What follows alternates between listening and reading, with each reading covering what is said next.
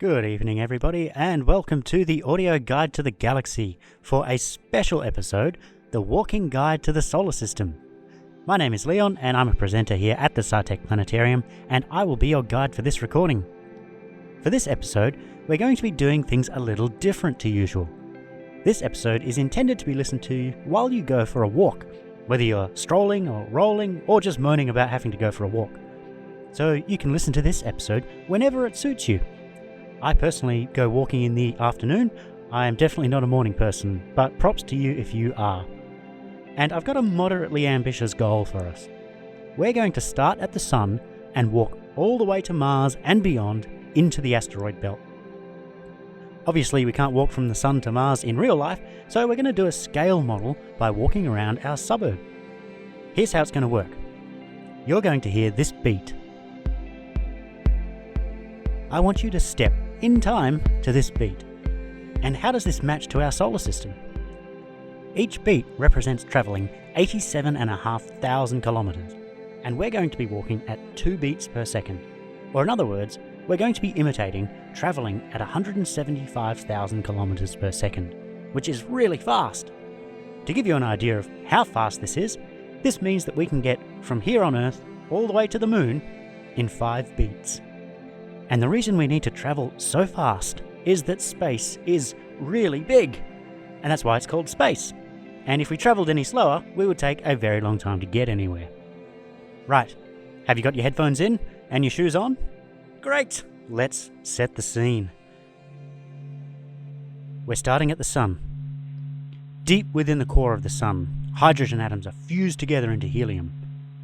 Every second, the Sun smashes 600 million tons of hydrogen together and converts it into 596 million tons of helium. The remaining 4 million tons of matter is converted into energy by the famous relation E equals mc squared.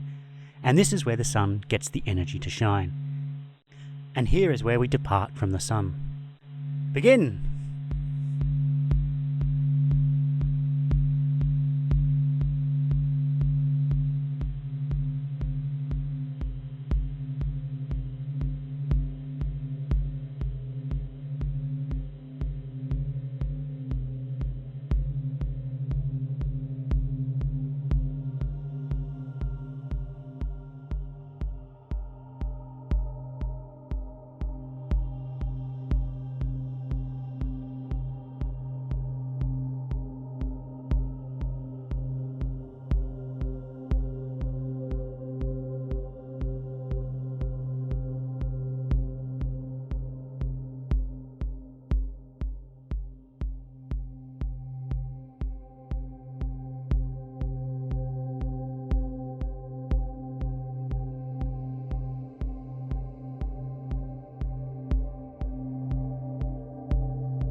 The first destination on our journey is the closest planet to the Sun, Mercury. This planet is about 70 million kilometres away from the Sun, and that sounds like a long way, but compared to the size of our solar system, that's actually really, really close.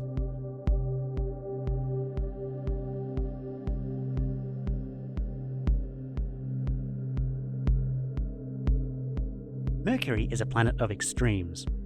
It's the smallest planet in the solar system. Side by side to the Earth, Mercury is only a little bit bigger than Australia, and 20 times less heavy than the Earth. Its orbit is the most elliptical of all the planets. The rest of the planets orbit the Sun in an almost circular orbit, whereas Mercury's orbit is noticeably oval-shaped.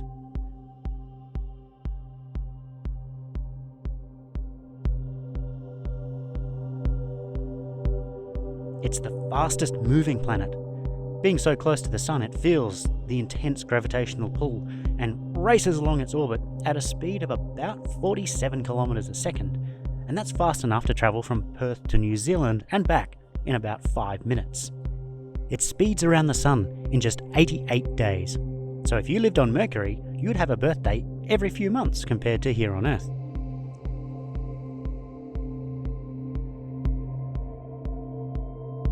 The planet is made of rock, similar to the Earth with a large iron core, but being so small has had a major impact on Mercury's geological evolution. Mercury just doesn't have enough gravity to hold on to much of an atmosphere. Here on Earth, the air stays near the ground. It doesn't float away into space because Earth's gravity is strong enough to keep it here. Mercury, on the other hand, just doesn't have enough gravity to hold on to much at all.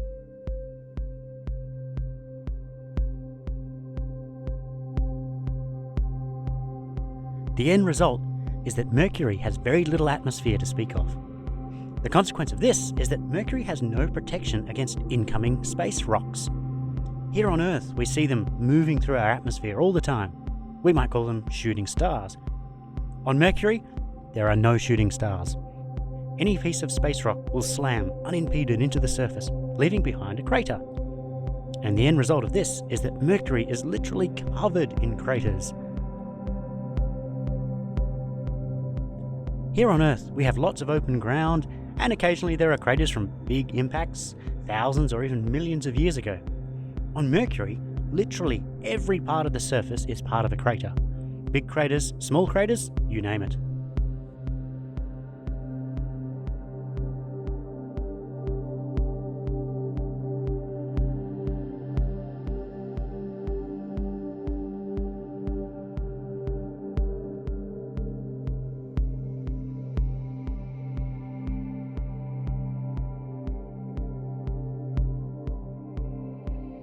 Without much of an atmosphere, Mercury's surface is also exposed to the harsh extremes of space.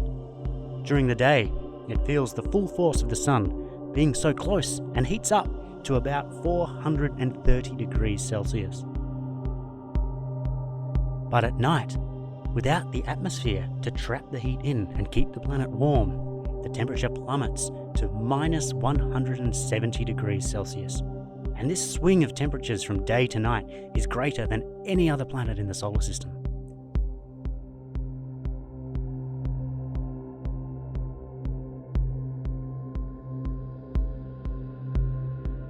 Probably my favourite fascinating thing about Mercury comes from the combination of its slow spin and very stretched orbit. When we look at the Sun here on Earth, its movement across the sky, rising in the east and setting in the west, is caused mostly by the spin of the Earth. Only by watching the Sun day after day for many weeks do we see subtle movements of the Sun in our sky, such as a north or south drifting related to the seasons. These are due to the movement of the Earth through space. Mercury, on the other hand, spins 1,400 times slower than the Earth, only once every 59 days. So slowly that, compared to its orbit, a lot of the movement of the Sun across the Mercurian sky is actually due to the planet moving through space. And this leads to something wonderful. As Mercury moves around the Sun, its movement through space causes the Sun to set in the west, just like it does here on Earth. But a few days later, the rotation of Mercury causes the Sun to rise again from the west where it has just set, appearing to move backwards across the sky. And then finally the Sun turns around in the sky and sets again. So Mercury has double sunsets. And the same thing happens at sunrise. The Sun rises in the east due to the movement of Mercury through space, stays up for a little bit, and then says, "No man, not ready yet," and because of the rotation of the planet, turns around in the sky and sets for a few days, and then rises again before moving across the sky. Double sunrises and double sunsets, all due to the orbit and the spin. And just like that, we've reached Mercury.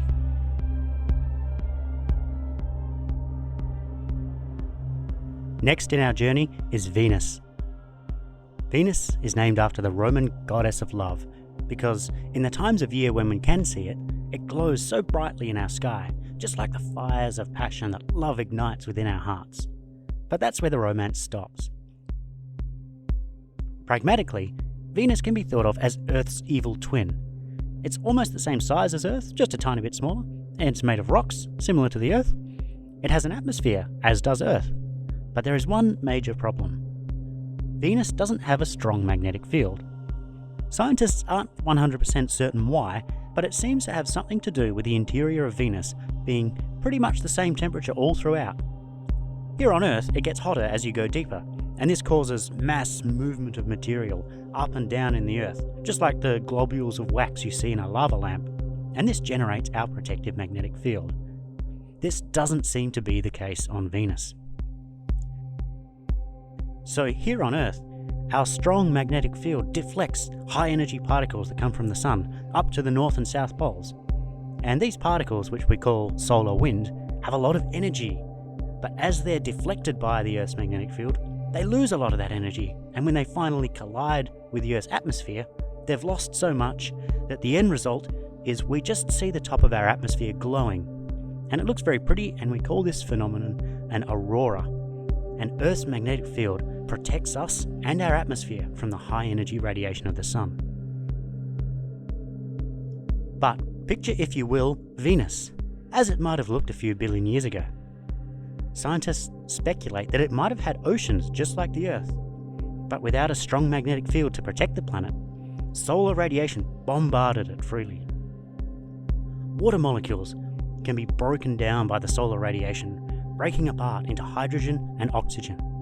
Hydrogen is very light, and so quickly boils away into space, while oxygen is very reactive, and so quickly combines with carbon compounds to form carbon dioxide.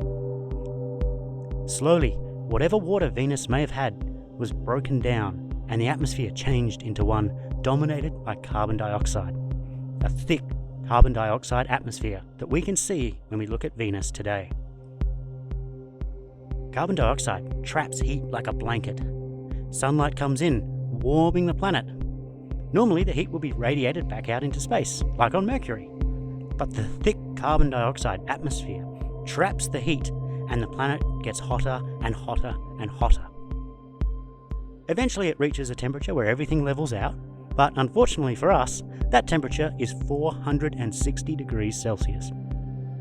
Venus, despite not being the closest planet to the Sun, is in fact the hottest planet.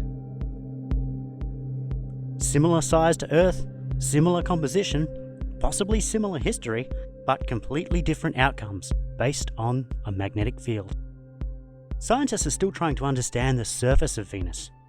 We know the surface is made of rock floating atop a mantle, not broken up into different tectonic plates like here on Earth, and that gives completely different geology.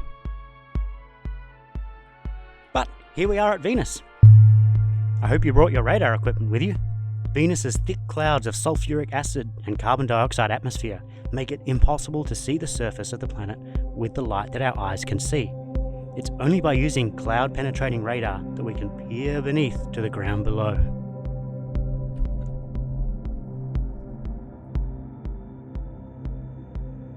Next stop, Earth.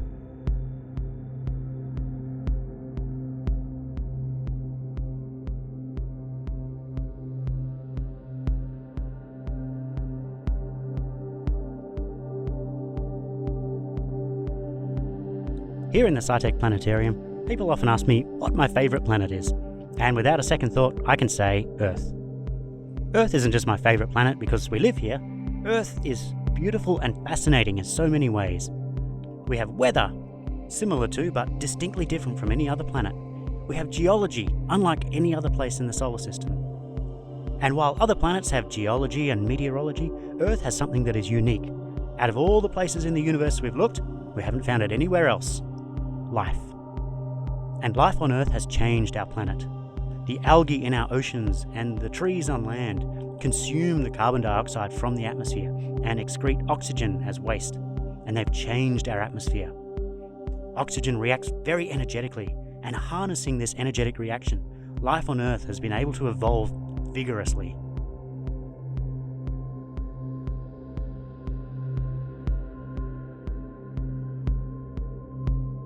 We have a moon that, side by side, is the largest moon compared to its planet in the whole solar system. Born in a violent collision with the newly formed Earth 4.5 billion years ago, the moon stabilizes the Earth's spin, keeping our planet stable for the billions of years that it takes intelligent life to evolve. The moon's influence causes our tides. Life on Earth began in the oceans, and it's likely that the tides, intermittently exposing sea life to the surface of the Earth, forced life to evolve to live out of the water and move onto land. Earth is at just the right distance from the Sun that we neither boil nor freeze. We say the Earth is in the Goldilocks zone, because here on Earth it's not too hot, like Venus, not too cold, like Mars. Here on Earth it's just right. Just right for water to exist as a liquid. And by the way, where did that water come from? We know the Earth was very hot when it first formed, and that's why we have volcanoes. The interior rocks of the Earth are still so hot that they've literally melted. Water on Earth had to have arrived after the Earth formed. And we think that it might have come from comets, icy objects from the distant solar system, slamming into the Earth after getting dragged off course by Jupiter's gravity. So let me try to summarise why the Earth is so special. 4.5 billion years ago, Earth formed from the cloud of dust and gas that accompanied the Sun after its formation. In the wild and violent chaos of the early solar system, the newly formed Earth was struck by another, large, half-formed planet. This collision set the Earth spinning rapidly, giving us our quick day and night cycle, and all the broken bits of rock left over from the collision formed the Moon. Collisions from comets thrown inwards by Jupiter brought water to Earth, water that could exist as a liquid because the Earth is in the Goldilocks zone. Liquid water and complex chemistry eventually formed life on Earth, life that was forced to evolve to live on land because of the tides caused by the Moon, life that was protected from dangerous radiation from the Sun by our magnetosphere, life that could harness oxygen and perform very energetic reactions. It wasn't easy, but as this life branched out, eventually a particularly clever species of two-legged mammal figured out how to record podcasts and build headphones. And here we are.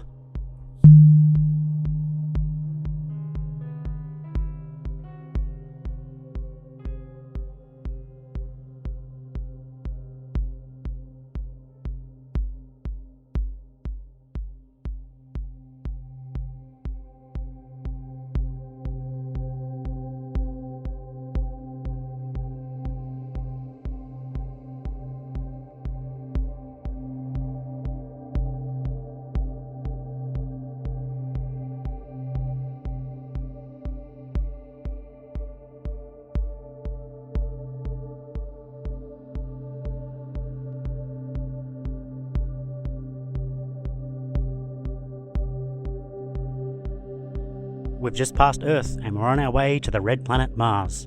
And let's get straight to the point. Why is Mars red? Mars has large amounts of iron oxide on its surface. Iron oxide is the fancy term for rust, which is reddish in colour. Mars is a frozen desert, so old that it's literally rusting. But it's really interesting when you see a picture from the surface of Mars taken by one of the many landers and rovers that have visited there. When we look at Mars in the night sky, we're looking at a reddish planet against a very dark sky. So the contrast makes Mars look a bright red rich colour, and we might be tempted to think that the surface of Mars is similar in colour to a strawberry or something.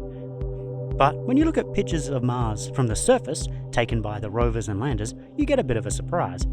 Mars is greyish, with a hint of red. Of course, when you add up a hint of red over the entire planet, you ultimately get a noticeable lush red. But the surface itself is significantly darker than you might expect.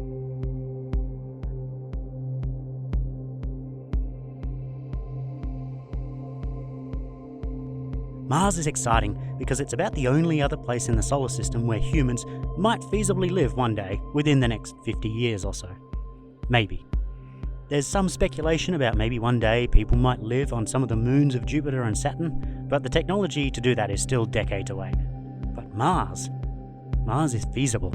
It's there, and we've sent many spacecraft there.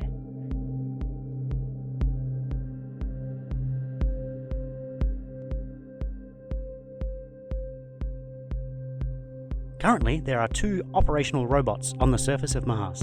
The Curiosity rover, which landed in 2011, has been exploring the surface of Mars, looking for clues to its past, written in the surface geology.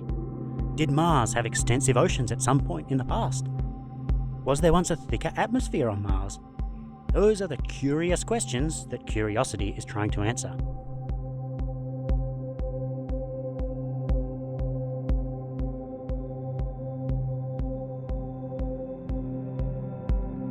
There's a second lander called InSight. Unlike Curiosity, InSight doesn't move around. Instead, it's fixed in place and has deployed several instruments.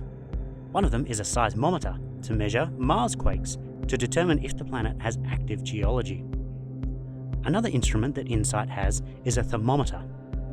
The plan was to drill down into Mars a few meters and then measure the temperature of the subsurface rocks. This would actually tell us quite a lot about the interior of Mars, and from that, we could tease out clues about Mars's history. As I said, drilling down a few meters was the plan because something went wrong. The drill carrying the thermometer is having a lot more trouble getting down into the surface than NASA engineers expected. The ground is a lot softer than we thought, and the drill is having a lot of trouble gaining any traction to actually dig down. As of this recording, after 18 months of trying, they've finally managed to drill down about 20 centimeters into Mars. They still have another 5 meters to go though, so only time and testing will tell.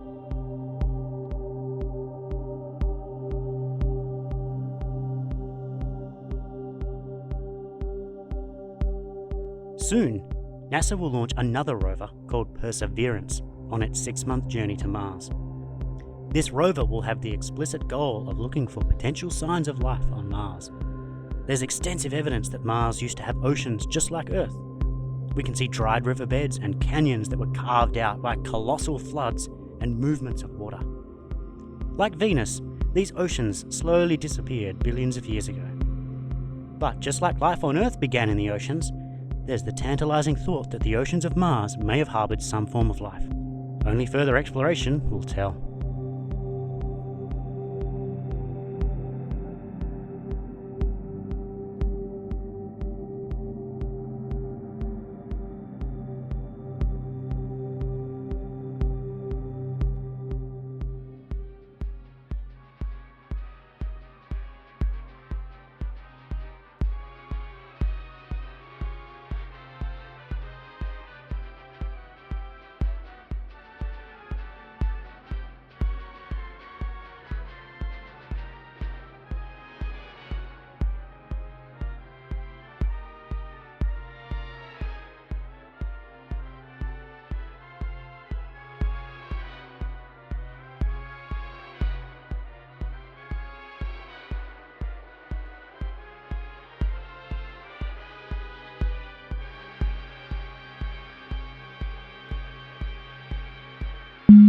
And just like that, we've reached Mars. Be sure to wave at Mark Watney as we zip past. Beyond Mars, we get into the Asteroid Belt. Millions of small, rocky objects left over from the formation of the solar system. You might have seen in movies like Star Wars, when the characters fly through asteroid belts, it looks absolutely petrifying, with rocks colliding here and there and danger at every turn. But remember what I said at the start. Space is called space because there's lots of space. Even though there are millions of asteroids in the asteroid belt, most of them ranging in size from a few meters to a few dozen kilometers, the distance between them is enormous. Numerous spacecraft have flown through the asteroid belt and never even seen an asteroid. So in real life, the most dangerous thing about flying through the solar system's asteroid belt is dying of boredom. Beyond here, we get to the outer solar system and the gas giants. All up, it's taken us 20 minutes to travel from the Sun to Mars, and we were travelling at 175,000 kilometers a second. But we just chose that speed so we could walk at a nice leisurely pace. In fact, light from the Sun travels even faster, 300,000 kilometers per second, and so reaches Mars in just 12.5 minutes. So realistically, in the time it's taken you to listen to this recording, light from the Sun has travelled well past Mars and beyond, into the asteroid belt, on its way to the outer solar system.